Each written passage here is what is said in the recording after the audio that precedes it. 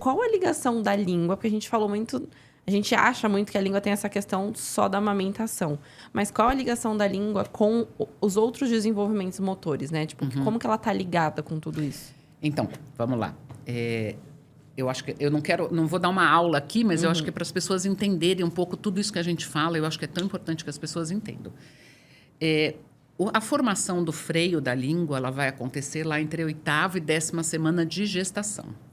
E se você pensar lá naquele serzinho tão pequenininho na 8ª, 10ª semana de gestação, a formação do freio, então a gente tem a língua assim, né? A formação do freio é porque acontece uma morte de célula e a língua porque ela está colada na parte de baixo da boca e ela descola, tá? E aí forma o freio, todo mundo tem freio e essas crianças que têm o freio alterado, eles estão ou mais anteriores aqui ou eles estão mais curtinhos e tal.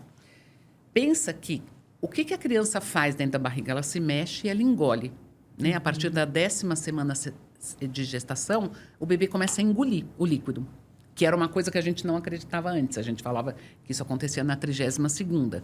E aí, por evolução dos exames, da ciência, a gente está vendo que o bebê, a partir de 16 semanas, começa a engolir o líquido.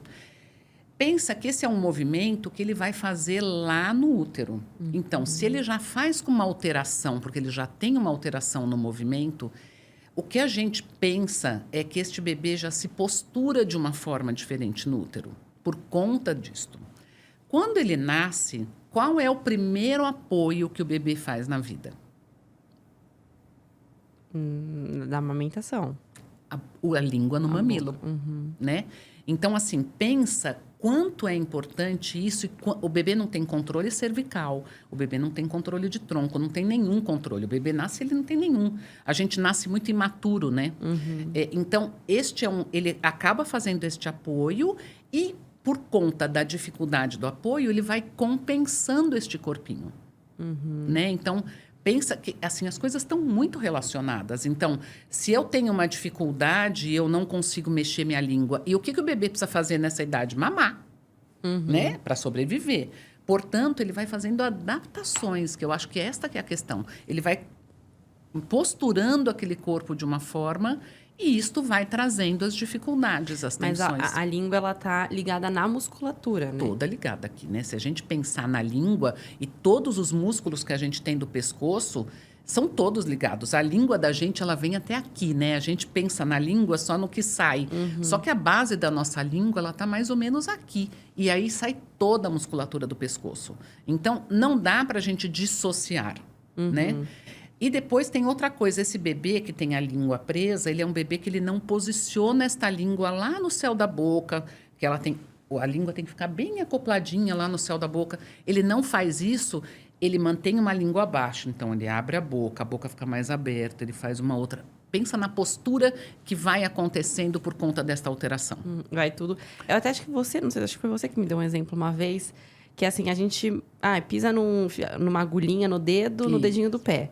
E aí a gente não anda mais normal, a gente vai mudando, adaptando o pé, a postura, tudo, a gente vai ficando tudo entravado. Por causa de um dedinho. Por dedinho. conta de um dedinho. Então, assim, a língua tem essa ligação com toda essa musculatura. Todo esse corpo, né? E aí vai dando todas as alterações de torcicolo. Então, e aí, tensões. assim, né? Esses são bebês que não toleram ficar de bruços, porque são bebês que têm muita tensão nessa região.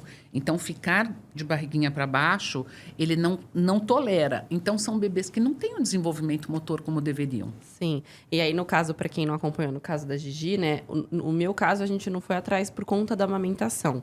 A gente foi atrás porque ela não fazia... não estava nos marcos, né? Então, ela não rolava, ela não fazia esfinge. Ela não tolerava ficar de bruços. E aí, na primeira consulta da fisio, a gente começou a perceber até outras coisas que na nossa cabeça eram do tipo, ela não gosta. Que era, na hora de trocar a roupa, Ela chorava. Passar pela cabeça, esticar os bracinhos, ela chorava muito. Ela ficava assim, ó, sem pescoço totalmente. Ela não gostava nem de ficar no colo virada com a barriga encostada na gente. Ela só gostava de ficar na outra virada pra frente, né? Porque ela ficava encurvadinha. E hoje, vendo fotos dela criança, o pescocinho sempre pro mesmo lado, coisa que a gente não percebia, que já era o torcicolo e tudo. Então... E o que eu acho que é assim, ó, Fabi, o que vai acontecendo? Quando a gente não tem o conhecimento, a gente vai adaptando. Então, por exemplo, essa queixa que você falou da troca, é muito comum os pais falarem assim, não, É um gato, um troca. Aí eu falo assim, você veste por cima ou por baixo? Aí a mãe fala, eu visto por baixo. Por quê? Porque chorava tanto para vestir por cima que a gente adapta e começa a vestir o bebê por pra baixo. mim era assim, ela não gosta de trocar de roupa. Entendeu? Né? Ela não gosta de trocar de roupa. Ah, não gosta de sentar nessa posição. Isso. Gosta Não gosta de ficar para cá, ela gosta de ficar olhando o mundo. Olhando o mundo. E aí, depois que a gente foi começando a entender que não, que era uma dificuldade. E aí que a gente falou, nossa, várias coisas. Depois a gente foi percebendo que a gente falou, nossa, várias coisas que a gente não imaginava que estavam ligadas a isso, né? E que foram mudando conforme a gente foi fazendo o tratamento. Isso. Tudo. Lembrando vocês que os episódios saem toda segunda-feira no meu canal do YouTube, Fabi Santina. E temos os cortes também no YouTube, no canal Cortes, canal Cortes Vida de Mãe Podcast. E também nas redes sociais, tanto no Insta quanto no TikTok, que é @Vida de Mãe Podcast. Vai lá acompanhar tudo. E tem o meu pessoal, né, Fabi Santina.